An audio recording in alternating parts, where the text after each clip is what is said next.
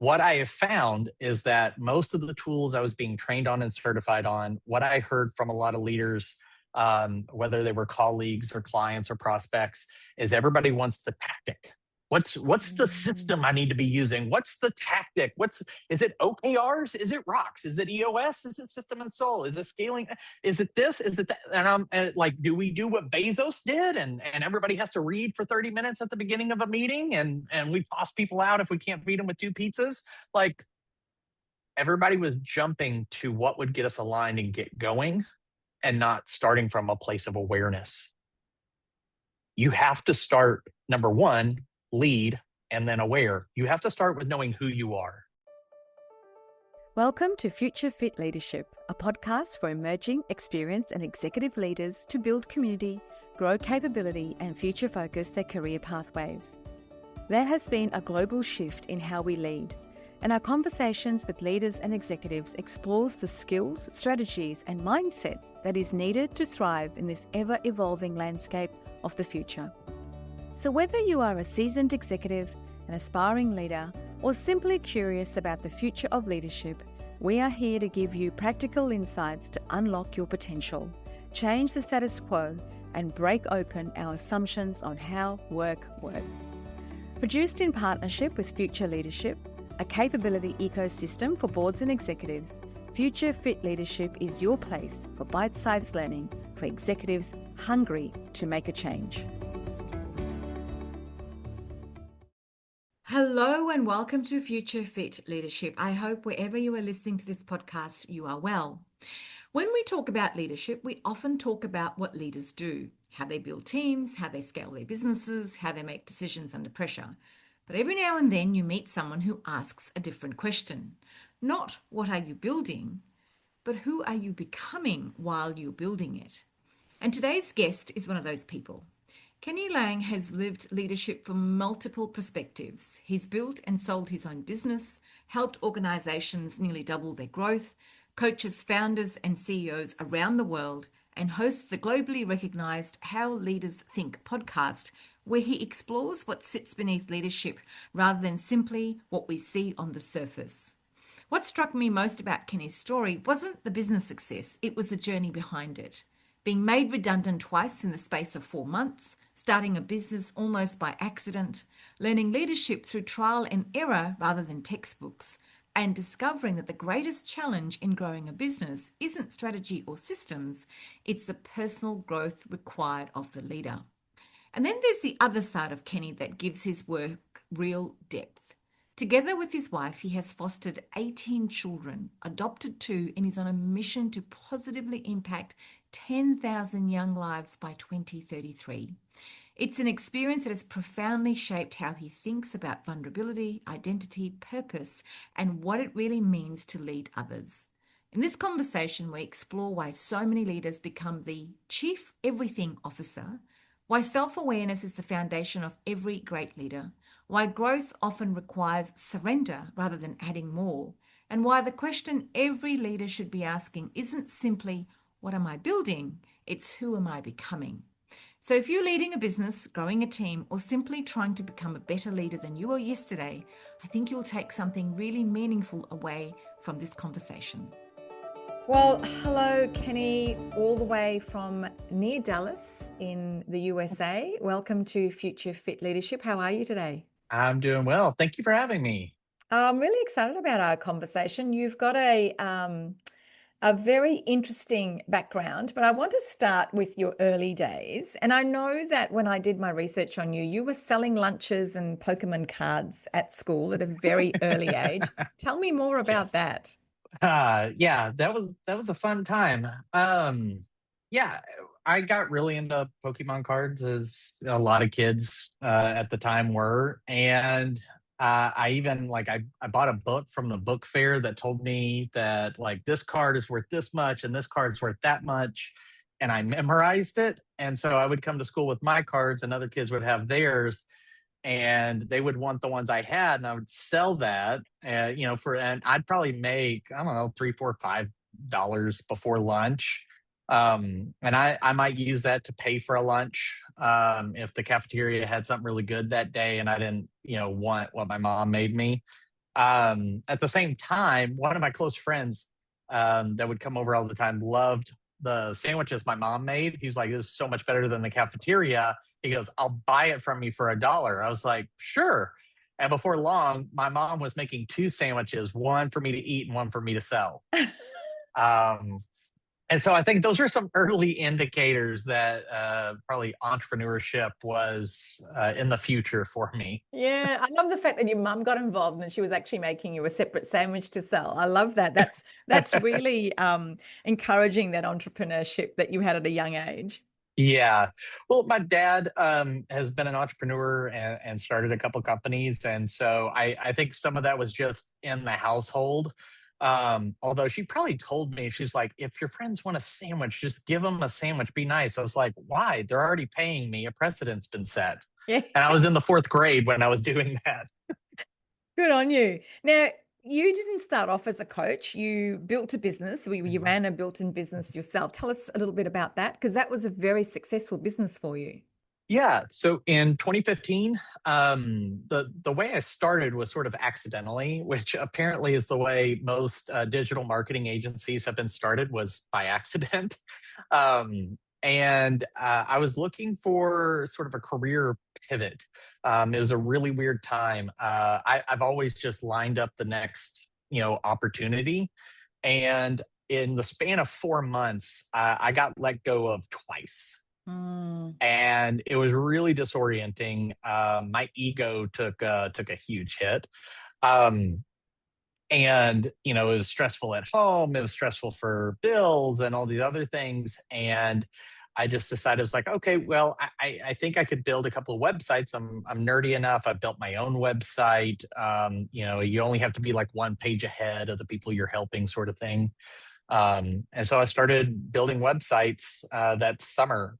And before long, more people are like, "Hey, I need a new website. I need a new website." And I just kept going along. And shortly thereafter, I got contacted by HubSpot for their partner program. They were in heavy recruitment mode. It seemed like a good fit. And so I joined the partner ecosystem before the year was up. And then I ran and built my agency for almost 5 years before I sold to another larger agency. And mm.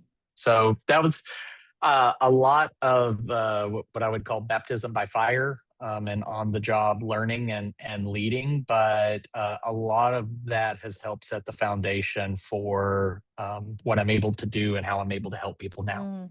It sounds like your business scaled really, really quickly. I'm interested to know what was leadership like in a business that was scaling so quickly, and how did you manage your own capacity and energy at that point? I would say I don't know if I would say I'm a better leader. I'm a better architect than I am a doer. So I love designing the systems, the strategy, the all of that.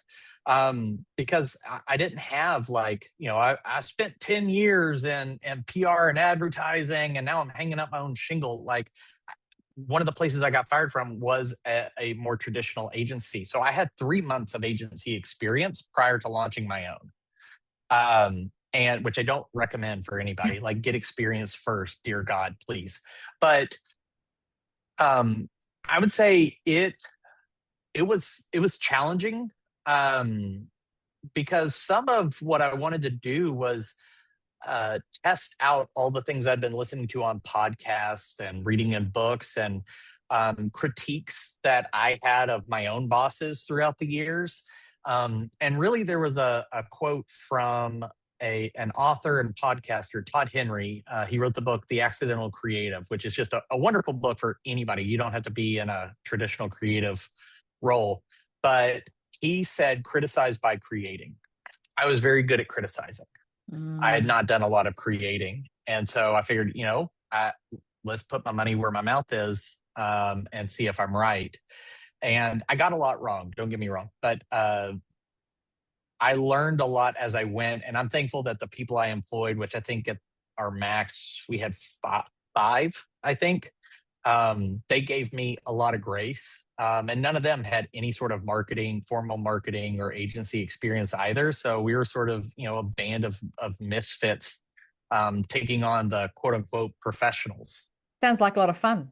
Oh, it was so much fun. There's still videos up that every now and then will people will remind me of or will pop up on my phone that still make me laugh because I was like, I had no sense of professionalism, Then what but I made got my you? message across. You did, you did. Well, I mean, you must have done because you scaled it up to a six-figure business within 3 years. So it wasn't as if your Yes, message wasn't getting through. yeah, that was shocking. I did not expect that.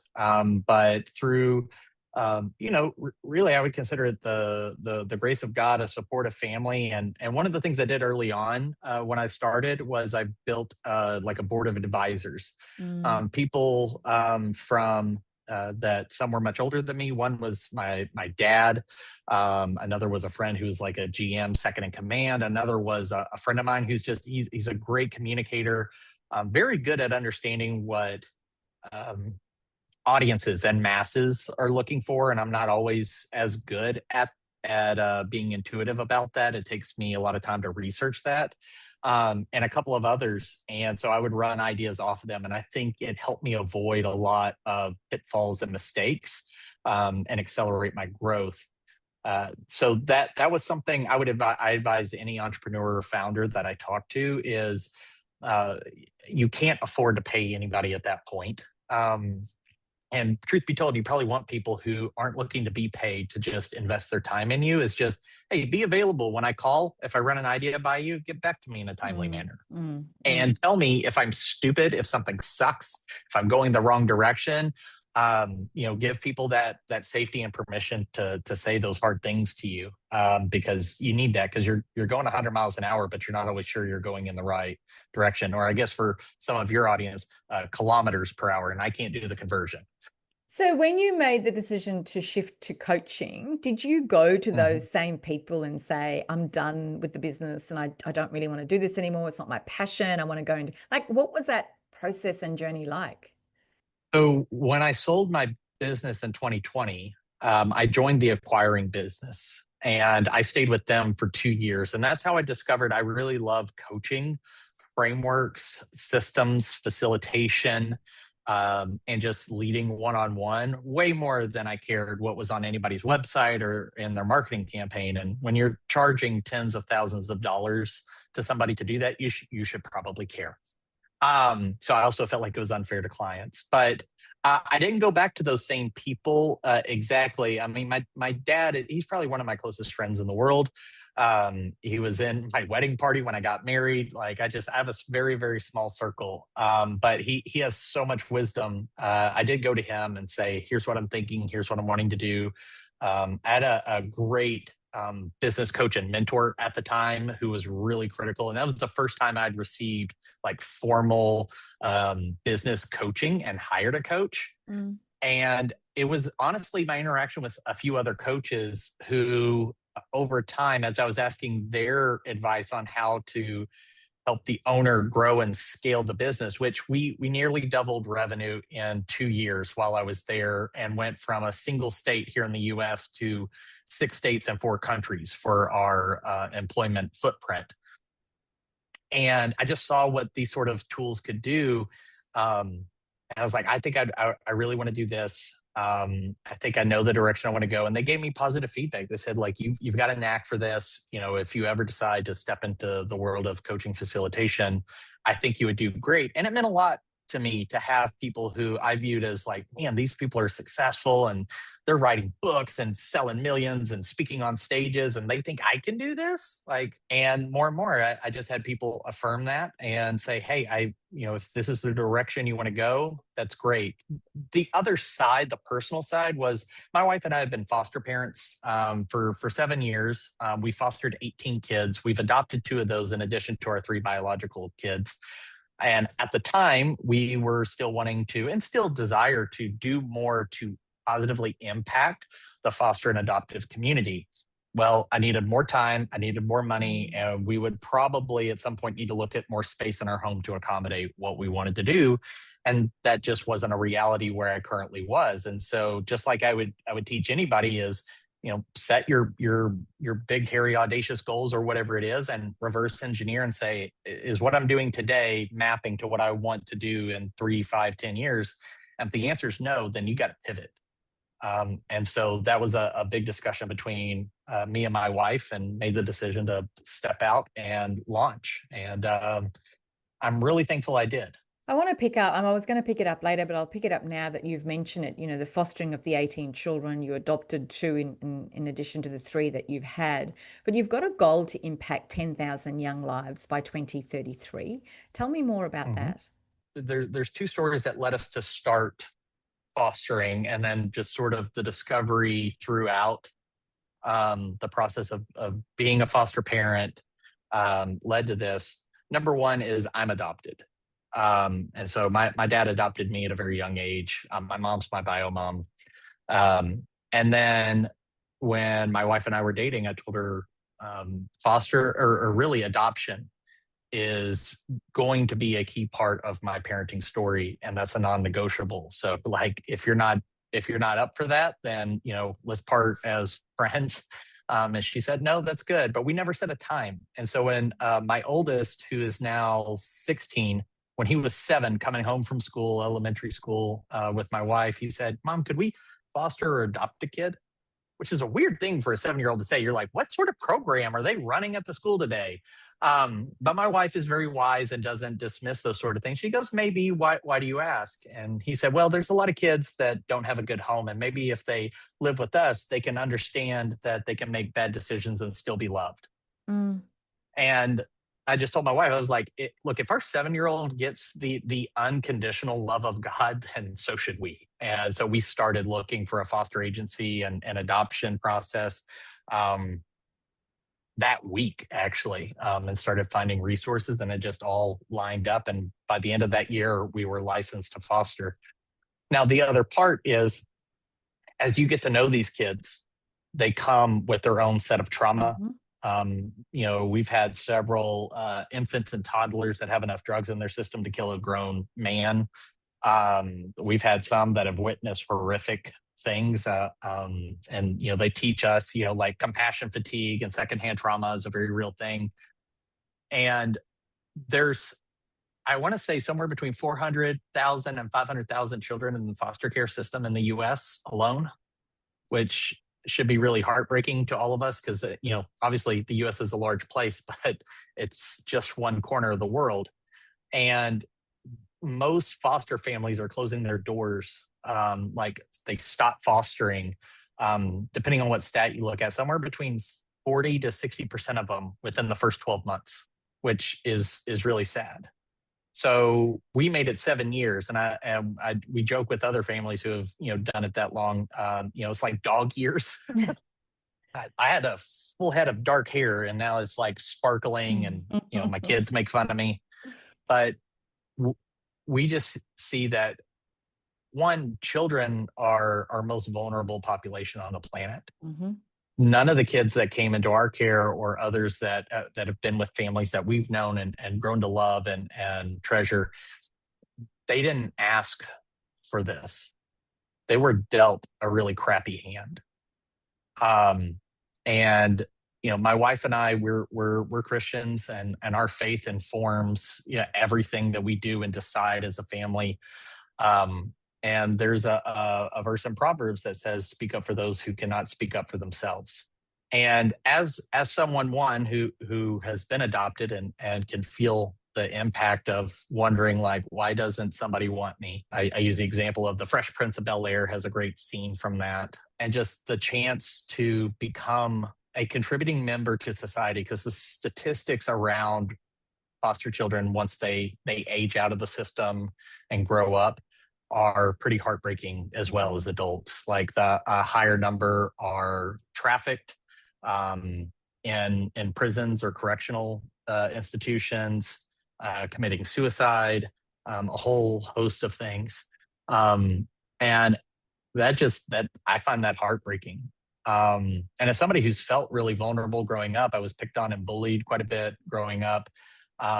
And I was never been like this massive, like, I can bench press a car and I'm going to come after you, like, to defend myself. I'm quick witted, so I could probably make fun of you pretty well, but physically couldn't defend myself. But as an adult, what power and authority and resources and tools do I have at my disposal to stand up for and speak up for a defenseless population, because that just shouldn't happen.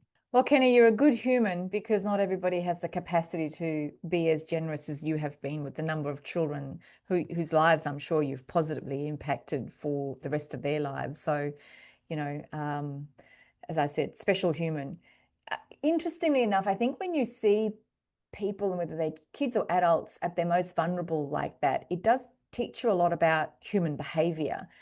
What have you learnt from that or brought into your coaching world as you've coached adults? Man, that's actually been a really pleasant surprise. It shows up more in my one-on-one coaching. Mm. Um, is uh, I talk about this on my own podcast quite a bit with guests. The topics of like mental health and things like that come up quite a bit in leadership spaces and a lot of different spaces. But um, entrepreneurship gets glorified.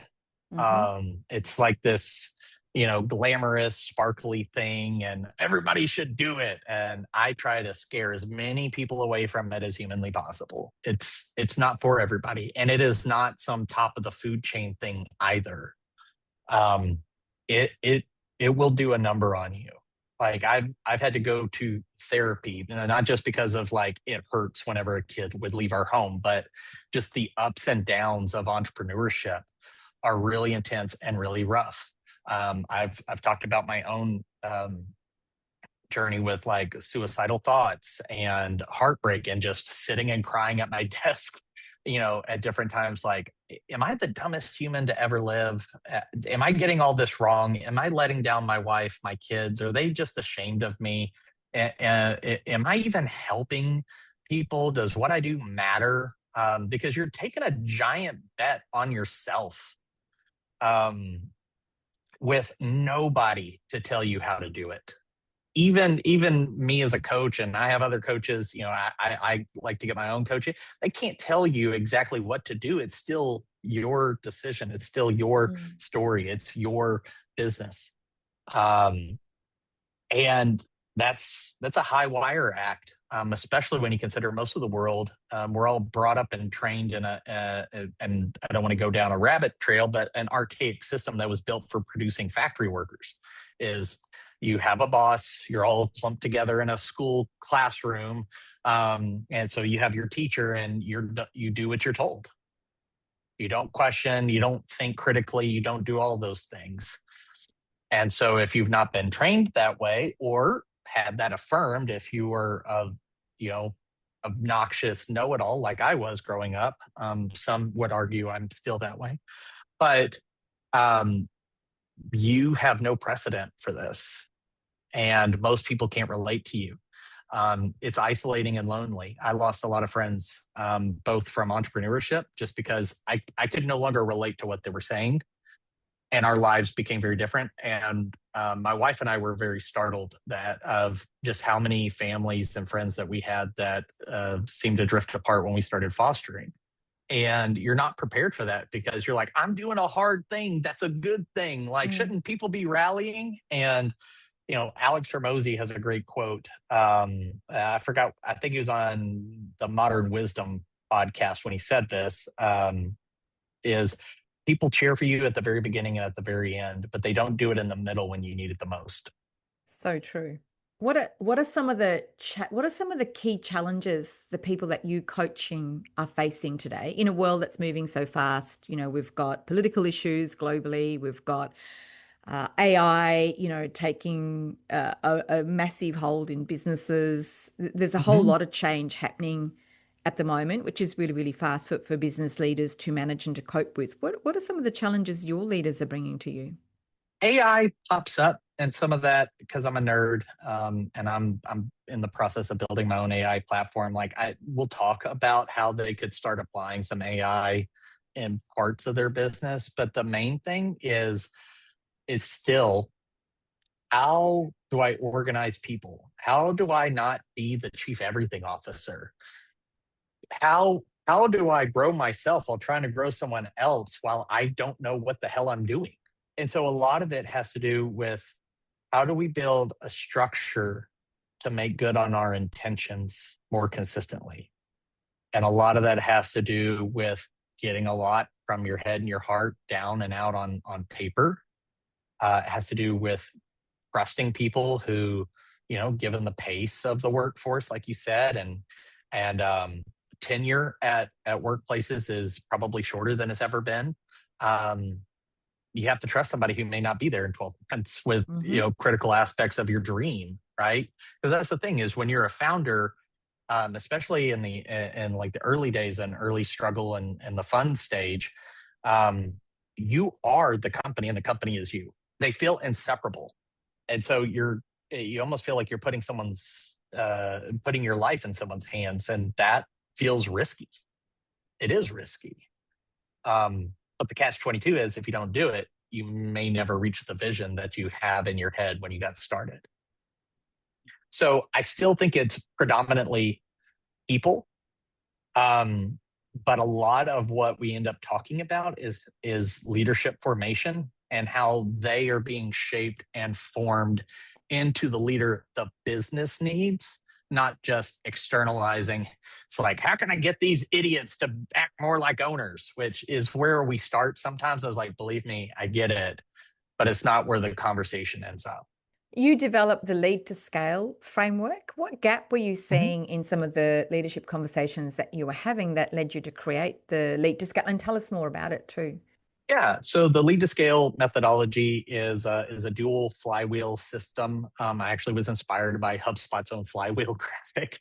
But there's an outer loop and an inner loop. The outer loop is probably very familiar to everyone. It says lead, grow, and scale, which is sort of like individual, team, and then whole organization. And those buckets or frames for addressing leadership or growth are fairly common. And I was like, hey, I don't need to reinvent the flywheel on that.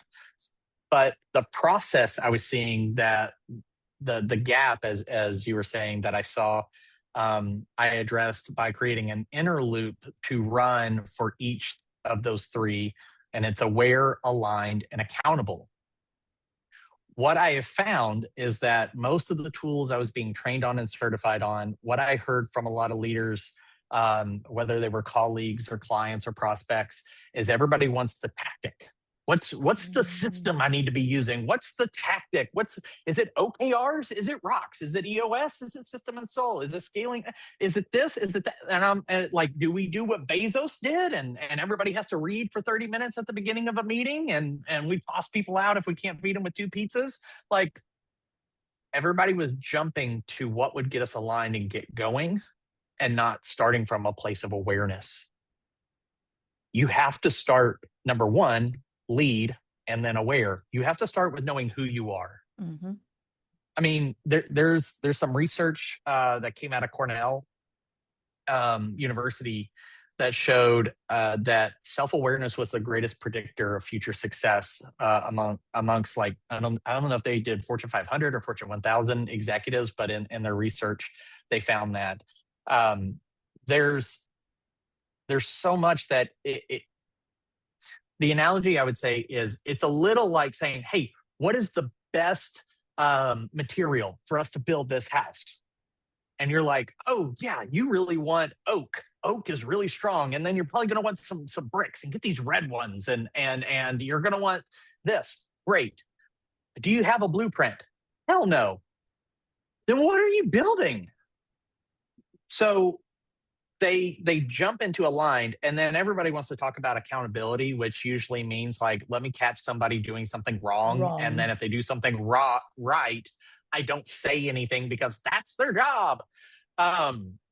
And to them, I would say, much like Dr. Phil would say, how is that working out for you? It's not. So we start with awareness. Understand yourself before you start trying to understand anybody else.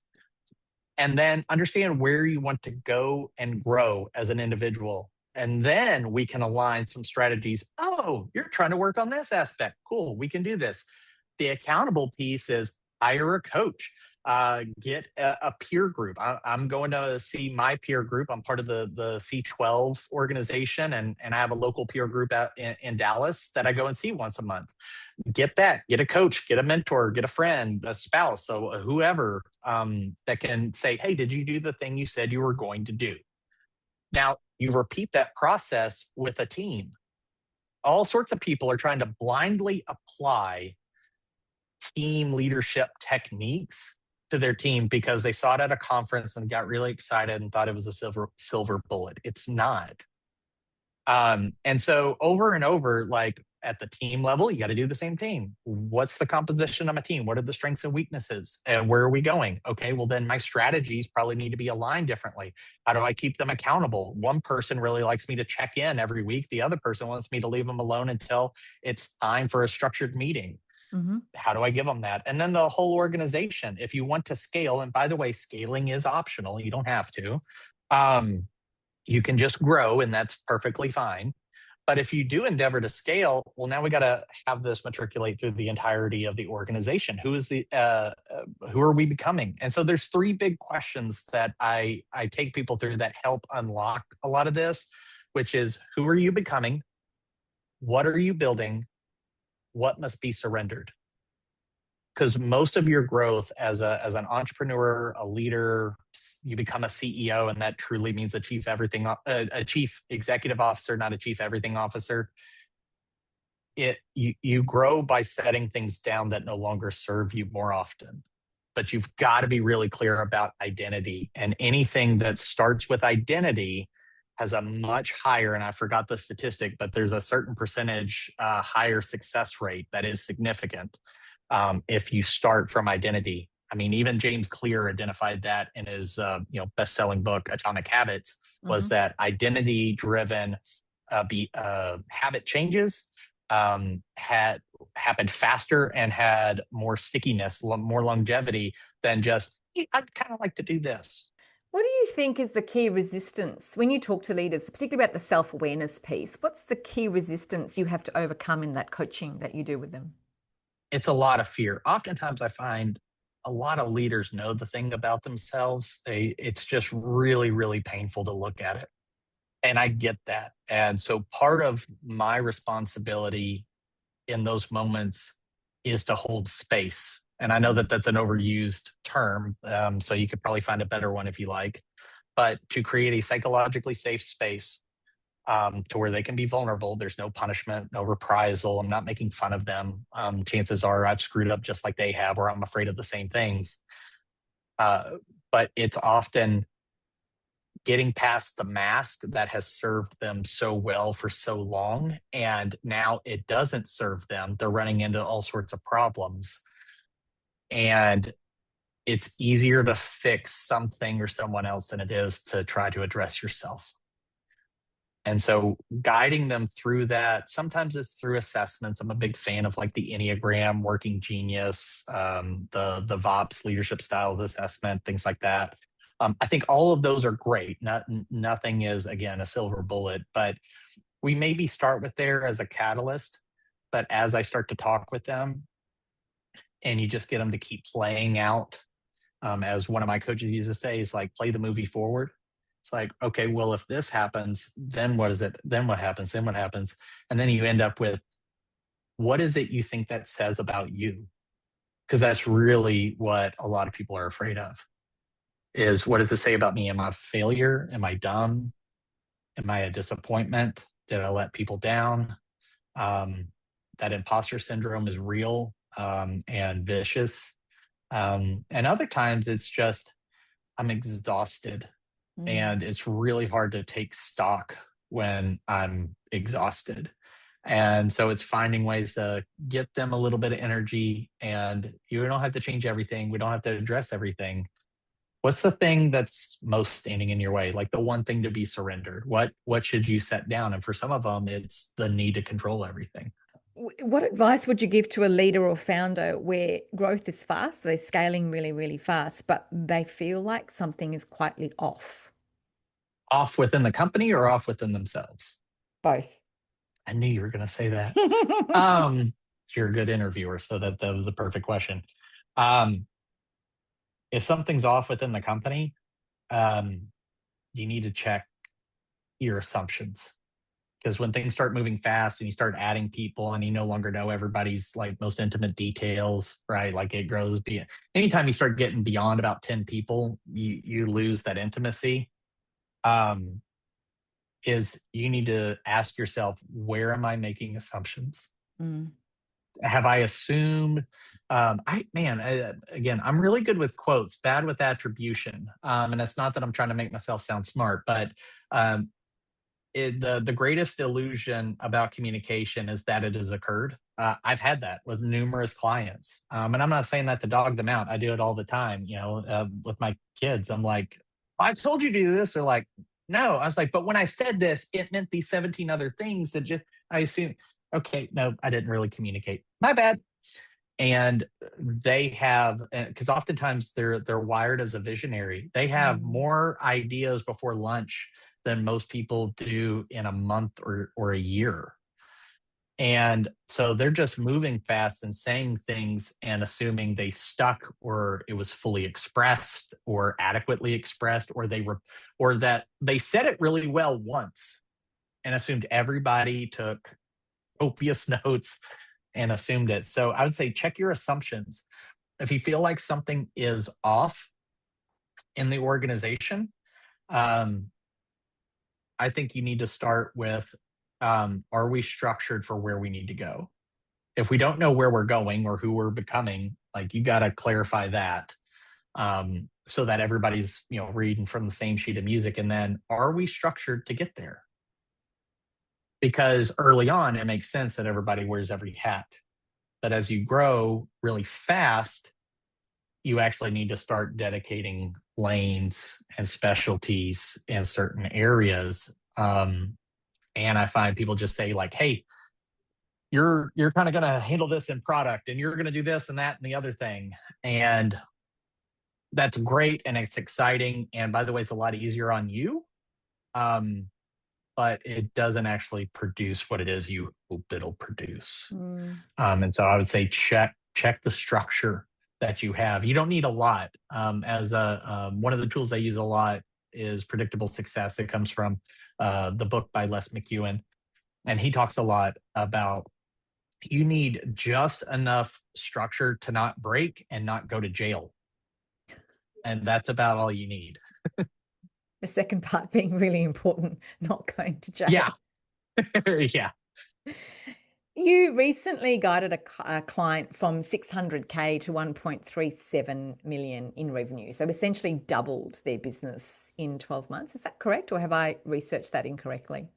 If it's the one, I think you're citing that I have a testimonial quote. Yes. They actually in two, they may have hit that in 12 months, but they went from 600K to 3.4 million in 2 years. Right. So that's a huge jump.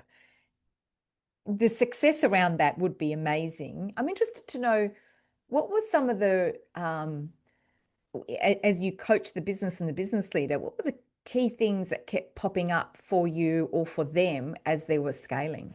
I'd love to tell you some sophisticated technique that makes me sound smart. One of the biggest things was the CEO and co-founder explicitly telling his leadership team, one, we first had to build a team, because he's like, I've got leaders, I don't have a team. I was like, well, I'm glad you see that distinction. Let's work on that. Was committing to a way of doing things.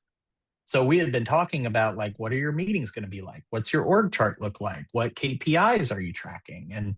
And really organizing things to where there was an operating rhythm and a system around it. And for the first few months, they half-assed it, and the owner acknowledged that and then said, "Hey, we've gotten away from this. We made a commitment to do this. We now need to adhere to it." I'm a big fan of the phrase, "It's not what you it's not what you decide, it's that you decide." So whatever processes you want to commit to are probably fine. Just really commit to them. And so them getting more disciplined, about how we meet, how we talk, how we lead, having shared language. We would meet quarterly to revise their strategic plan. And when they started getting disciplined about those things, and it doesn't hurt that the business owner is probably one of the best salespeople I've ever come across in my life. They just started growing exponentially and hiring, but at least now they had infrastructure and a process to address the obstacles and challenges that were coming. So how do we make decisions? Having a decision-making process is really helpful before the decision arrives. So it's sort of a like failing to plan is planning to fail situation. Describe their culture to me, because for a business to have that much success and to scale that quickly, you have to have the right culture. People want to belong to an organization and they want that organization to be successful, right? What was their culture like? Fast paced and relatively intense. I mean, the co-owner or the co-founders and co-owners are both intense individuals, but they've had some similar stories like me of just like coming up underneath bosses that were less than stellar, less than empathetic, and the CEO in particular, who I had known prior to us working together, he was very focused on his own growth, shoring up weaknesses, and being a boss that really looked out for his employees. He wasn't for the like, hey, everybody, we're family here. Like he didn't go for that, but he did say, look, you deserve respect, you deserve clarity, you deserve your bosses to have your back. And so his focus was on being a really good boss and employer, the kind he wished he had earlier in his career. And his co-founder had some similar experiences, and so they're in partly bonded over that. And because of that, that just matriculated through the rest of the organization. They were remote first. They were just distributed across multiple time zones and countries and continents. But everybody would really just buckle up and engage. And I think part of it was the co-owners led the way. They weren't asking anything of people they weren't willing to do. They would admit when they were wrong. They would have hard conversations. If things weren't going right, they were in the trenches with them. They would get to work. They would help however they could. And so I think there was a feeling of we're all in this together that helped them communicate non-verbally, that when we talk about this is who we are as a culture and how we want to act and behave and govern ourselves, that it came from a place of sincerity and authenticity, not hey, let's write some shit down and put it on the wall. In your words, what does it mean to be a leader worth following? Well, number one, that The Lonely Leaders Worth Following is a great book by Tim Spiker. He's a friend of mine and just brilliant. I really do like his definition. I think he did a better job of wordsmithing it than I could. He said the leaders worth following are inwardly sound and others focused. And his research, that he did, and he had some research partners on the project, and he talks about that in the book. But they came down to 8 characteristics or attributes of an effective leader. And when they did a deeper analysis, they found that 2 of them were weighted, accounted for 77% of the effectiveness, which is like, that's a real lopsided asymmetrical weighting. And it was those 2, inwardly sound and others focused. And the other 6 were good, like marshaling resources, being an effective communicator. But the other thing they discovered was those were the only 2 out of the 8 attributes that described who a leader was. The other 6 describe what a leader does. And so that's why so much of my work is rooted in identity. Who are you and who are you becoming? Because if you don't settle that, then what you do as a leader doesn't really amount to anything that will stand the test of time. And Great I don't question. know any, yeah. So that's why I keep coming back to people like, who are you becoming? And that can lead down some really weird, wild paths. I have a couple of custom AIs that will bring decisions back to, well, this is all great, but who are you becoming, and what should that tell us about making this decision? And I have to go, oh, well, if I'm trying to become this kind of person, then I should make this kind of decision, or this is the right way, even if it's the harder way. What I like So, about that question, Kenny, is that leadership isn't a skill where you are the same person the whole journey that you have as a leader, right? I mean, I reflect on my own journey, how I led in 2019 to how I lead today is so very different. And what I probably didn't realize in 2019, I was doing the things to become the person I am today. And then there is the stuff that you can't control. So, the world shut down, we changed the way we work, technology, all the stuff that you can't control also has an impact on you. So I love that right. question because it's so forward looking and forward thinking from a leadership perspective, because it's not what you're doing today, it's what you will do tomorrow, or how you're going to lead the business to the future that really sets you apart as a leader. Absolutely. And one thing I will say, that there is an ideal or a sequence between those two attributes. There's a whole lot of people who are others focused, and it's also easy to fake being others focused. We've all seen those horrible leaders like that give lip service to being genuine and caring and compassionate, that they're just full of it. As you become more inwardly sound, you will become more others focused. And the tough thing to face for any leader is that no one can do your inner work for you. You have to choose it, and you have to choose it every day. And there's a great Japanese proverb that says, fall down 7 times, get up 8. Is you have to get up 8 times, because you will keep falling. But what Brene Brown talks about, the man in the arena. I think it's a Winston Churchill quote. And so instead of, I know leaders can feel beat up on a lot of times, inwardly so, and they may hear some of the things I'm saying and feel like I'm saying everybody's a terrible leader. I'm not. Hopefully you don't hear that. But what I can tell you is that I cheer those people on, because you had the courage to jump out and do something, to try something that you were not trained to do, that you were not equipped for, that nobody probably showed you a great pattern. Some of you, maybe you had that mentor. God bless you. You are super, super fortunate. And I wish that for more people. But the vast majority of us did not have that. And so the fact that you are in the fight means more than you could possibly imagine. And so for those reasons, like, keep fighting. We need you. We need good leaders to stay in it.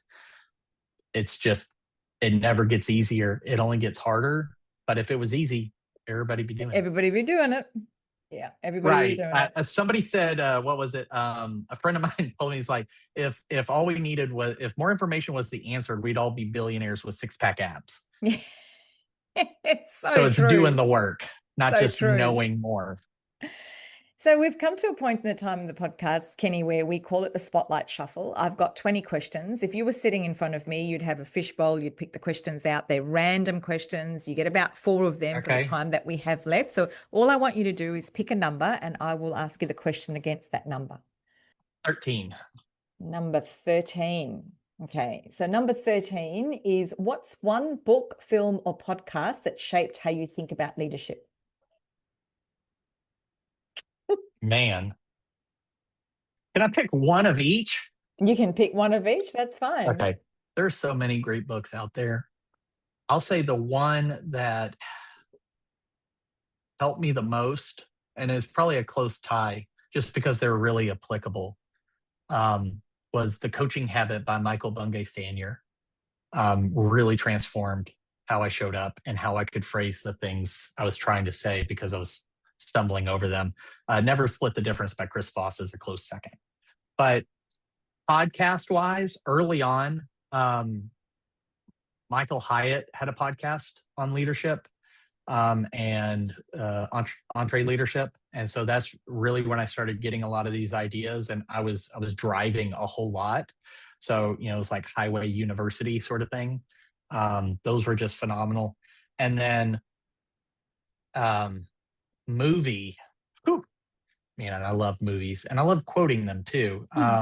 Especially Will Ferrell movies; those are fun. But um, I think some of the great like war movies, like a Braveheart or a Gladiator, where things aren't fair, but you do try to do the right thing anyway. Um, Recently, I've exposed my children to the movie Interstellar, and that's probably now one of my top three movies of all time.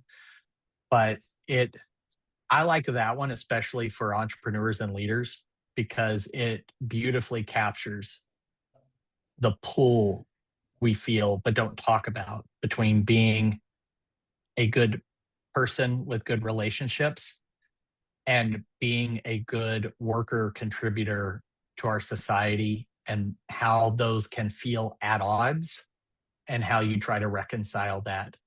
And I think that's the inward battle, externalized. Plus, Hans Zimmer made a kick-ass soundtrack to that, so that's awesome too. That's an awesome one too. All right, what's your next number? 7. Number 7. Okay, what's the hardest part of leadership no one talks about enough? I would say the isolation. I think that's the killer, and quite literally, because you don't know who to go to and you don't know who you can trust, and you don't want to appear incompetent to your board, to your co-founders, to your employees, to your spouse. You don't want to let anybody down, and so you get gradually more and more isolated, which is why like the rate of entrepreneurial suicide is so high. And again, that breaks my heart. So I don't think that gets enough time and talk, and I understand why. It's dark, it's serious, it's heavy. What I can say is that if there is anybody listening now or in the future, like my contact info is easy to find. So long as I have a breath in my body, you're not alone. So if you're dealing with that, like please call me, email me, shoot me a text message, send a carrier pigeon if you know how to do that. But I think that's the part no one talks about enough. It's very true. I think you need to find one. It's one of the things I've learned is that you need to have one person in your corner that you can go to, is always going to be honest with you and have your back, but you can share everything with them and they know that's a cone of silence conversation, and they won't judge you for it. Yes, absolutely. Yeah. One last number, Kenny. Let's do 17 because I'm coming up on 17 years of marriage. So maybe that's lucky. Well, it's a good question. What's a decision you're proud of, even if it wasn't popular? Man, these are good questions. I might steal some of them from my I'll podcast. share them with you. I'll share them with you. I'm giving full credit, of course. Is there a particular context you're thinking about with this? No, not really. It could be personal, it could be business, it could be, just a decision you're proud of, even if it wasn't popular. There's two that come to mind, but one in particular. I started implementing a lot of what I help clients do at my church, and it was not at all popular, because of the systems and rigor and boundaries it drew. And a lot of people in churches and nonprofits think it's supposed to be this like free flowing hippie fest or something stupid. You can tell I'm a little opinionated about this, but it wasn't popular. But when we started adding and rolling these things out, our church started seeing a lot of great growth.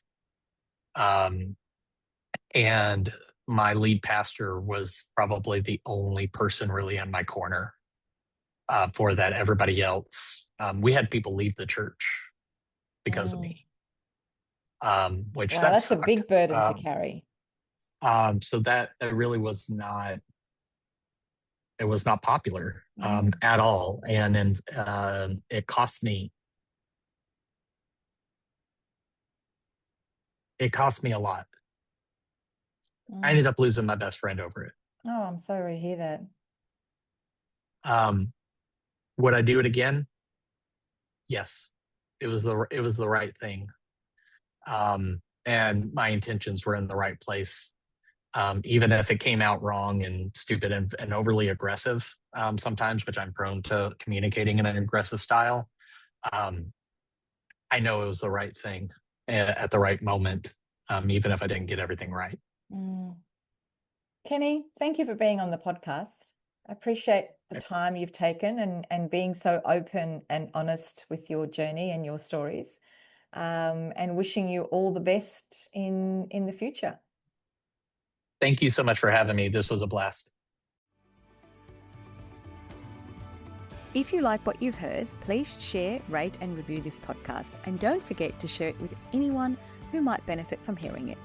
The producer of Future Fit Leadership is Maritza Barone from Guide Your Light Network.